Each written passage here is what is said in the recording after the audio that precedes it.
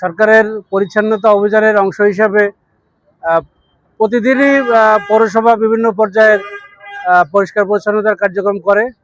বিশেষ করে শনিবারে সরকারের একটা আছে যে প্রত্যেক শনিবারে যৌথভাবে পৌরসভা এবং রেড ক্রিসেন্ট সহ আরও যারা এই সমস্ত কার্যক্রমের সাথে জড়িত তারা সম্মিলিতভাবে পরিচ্ছন্নতা অভিযানে কাজ করবে এবং সেই সাথে যারা সরকারি কর্মকর্তা আছে তারাও এর সাথে সংযুক্ত হবে।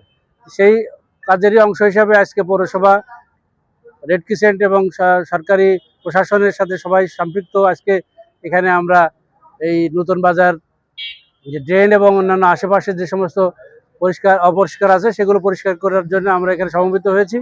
আমরা আশা করি যে এটা অব্যাহত থাকবে এবং আগামী দিনগুলো যেটা রেনি সিজন আসছে সেখানে যদি পরিষ্কার পরিচ্ছন্নতা না থাকে, ড্রেনগুলো যদি উপচে পড়ে, সেক্ষেত্রে জনসাধারণের অসুবিধা হবে। একথা বিবেচনা করেই প্রতিনিয়ত পৌরসভা, রেড ক্রিসেন্ট এবং সরকারি কর্মকর্তারা এই কাজে অংশগ্রহণ করছে। দেশপ্রেমের অংশ হিসাবে আসলে এগুলো কাজ।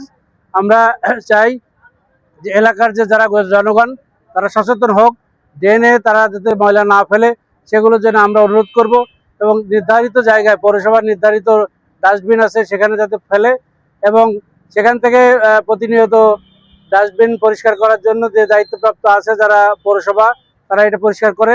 সুতরাং আমাদের উদ্দেশ্য হলো পরিষ্কার পরিচ্ছন্ন, পাশাপাশি মানুষকে সচেতন করা।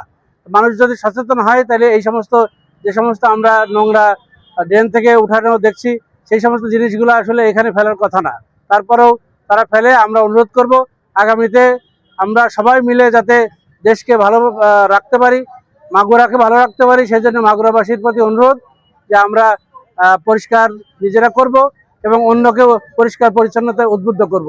ধন্যবাদ।